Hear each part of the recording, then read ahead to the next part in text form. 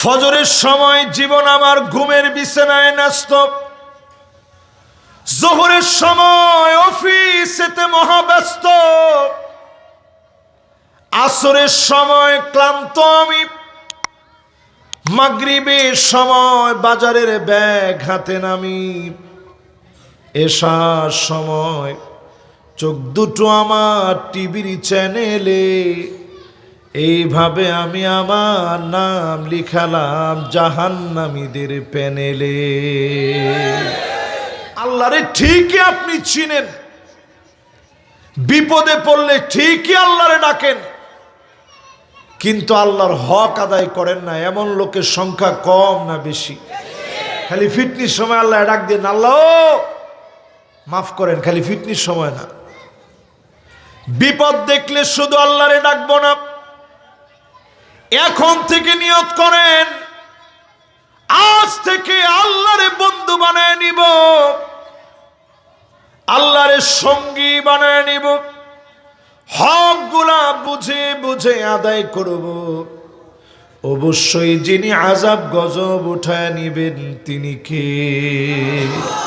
10টা বিষয় আজকে মুখস্থ করে বাড়ি নিয়ে যাব ইনশাআল্লাহ। কোন 1 নাম্বার বিষয়, আন তারিফুল্লাহ ওয়া লাম তুআদ্দু হাক্কাহু।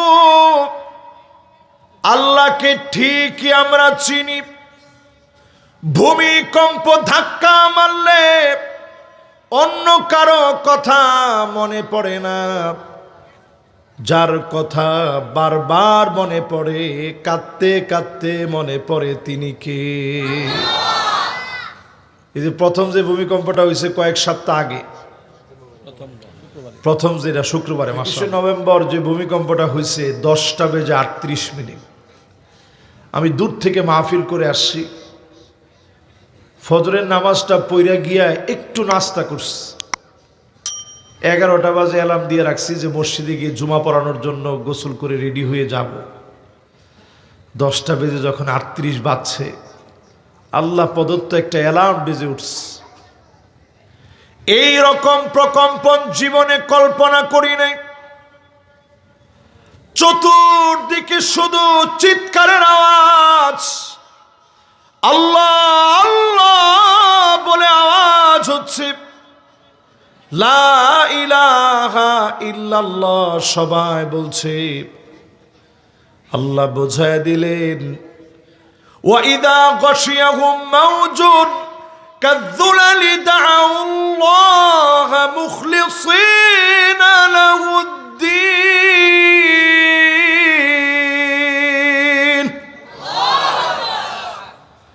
মানুষ যখন বিপদের ভিতরে পড়ে যায়, মুসিবতের ভিতরে পড়ে যায়, অন্য কোন মালিকের কথা মনে হয় না, অন্য কারো কথা স্মরণেও থাকে না, যার কথা তখন বারবার মনে পড়ে যায় তিনি কে? হিন্দুরা পর্যন্ত ওই সময় ডাকে কারে? জোরে কম। কোরআনুল কারীম আল্লাহ বলেন, যদি জিজ্ঞাসা করা হয়, ওয়ালা ইন সাআলতাহুম মান খালাকাহুম লায়াকুলুন্না আল্লাহ।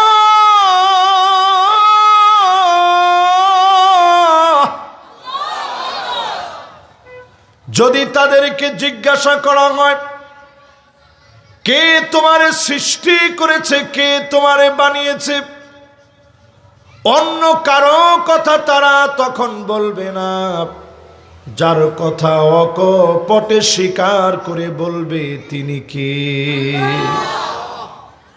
প্রথম যে ওয়াজ আজকে নিয়ে যেতে হবে এই মাহফিল থেকে, আল্লাহরে ঠিকই আপনি চিনেন, বিপদে পড়লে ঠিকই আল্লাহরে ডাকেন, কিন্তু আল্লাহর হক আদায় করেন না এমন লোকের সংখ্যা কম না বেশি?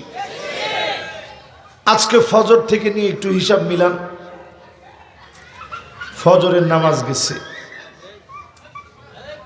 জোহরের নামাজ গেছে, আসর গেছে, মাগরিব গিয়েছে, এশার নামাজ, ফজরের আগ পর্যন্ত সময় আছে, কিন্তু নিয়ত করে রাখছেন পড়বেন না, এরকম লোকদের সংখ্যা কম না বেশি?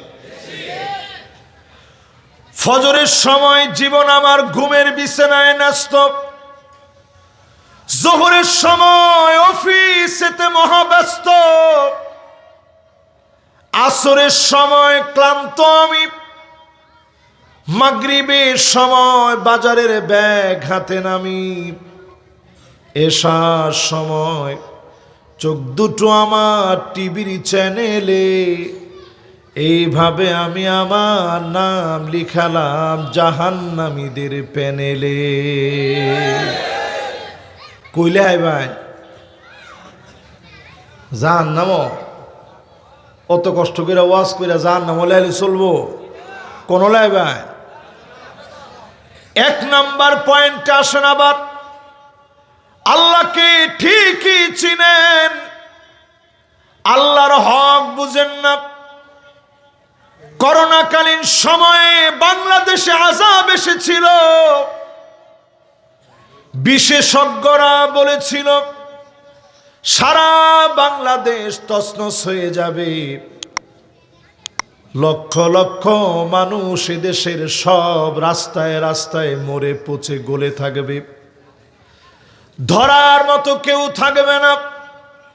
ঠিকই করোনা আসলো, আবার করোনা চলেও গেল, সারা দুনিয়া তটস্থ হয়ে গেছে।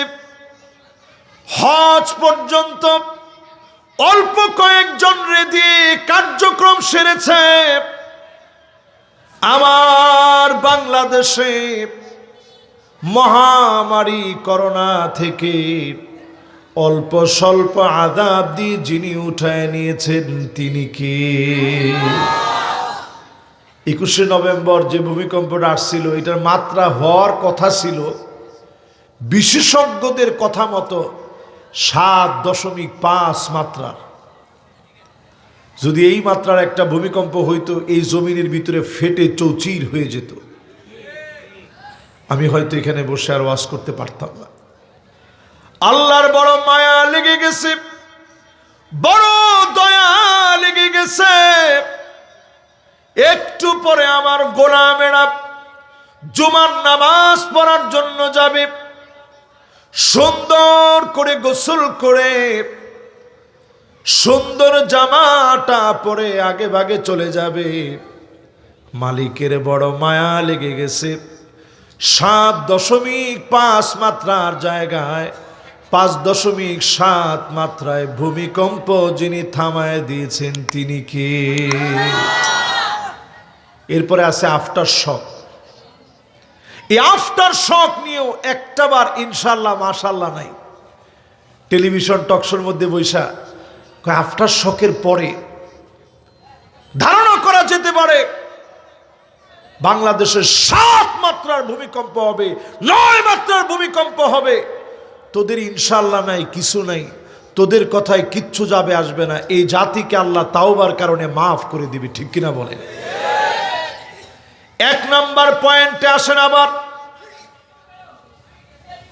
মনোযোগ আছে তো সবার? এক নাম্বারটা হচ্ছে আল্লাহরে চিনেন, ঠিক হক আদায় করেন না।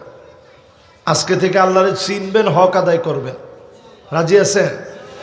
খালি ফিটনিস সময় আল্লাহ ডাক দিয়ে আল্লাহ মাফ করেন, খালি ফিটনিস সময় না। বিপদ দেখলে শুধু আল্লাহরে ডাকবো না, এখন থেকে নিয়ত করেন আজ থেকে আল্লাহরে বন্ধু বানায় নিব, আল্লাহরে সঙ্গী বানায় নিব, হকগুলা বুঝে বুঝে আদায় করব। অবশ্যই যিনি আযাব গজব উঠায় নিবেন তিনি কে? আমার এলাকার মানুষ 2 নাম্বার পয়েন্ট আসে। তাহলে 1 নাম্বারটা কোন? আজকে থেকে আল্লাহরে চিনবেন। রাজি আছেন? নামাজ পড়বেন। আমার জাতি, সময় এমন হয়ে যেতে পারে আপনি নামাজ পড়ার আর সুযোগ পাইলেন না। সল্লু ক্বাবলা আন তুসাল্লা আলাইক। নবীজি বলতেন নামাজ পড়ো, নামাজ পড়ো। একদিন তোমার উপরে নামাজ দাঁড়ায় যাবে, একদিন ইমামের সামনে আপনারে দাঁড় করায় দিবে, ইমামের সামনে আপনারে শোয়া দিবে। সারা জীবন ইমামের পিছনে দাঁড়ালেন, একদিন ইমামের সামনে আপনারে শোয়া দিবে। সাল্লু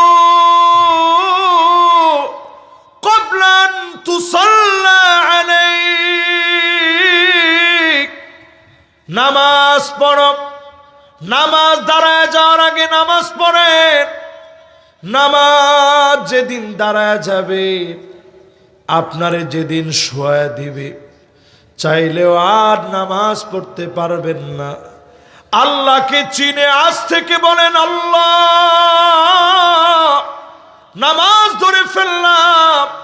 যদি আপনি বলতে পারেন, দোয়াগুলা কবুল হয়ে যাবে।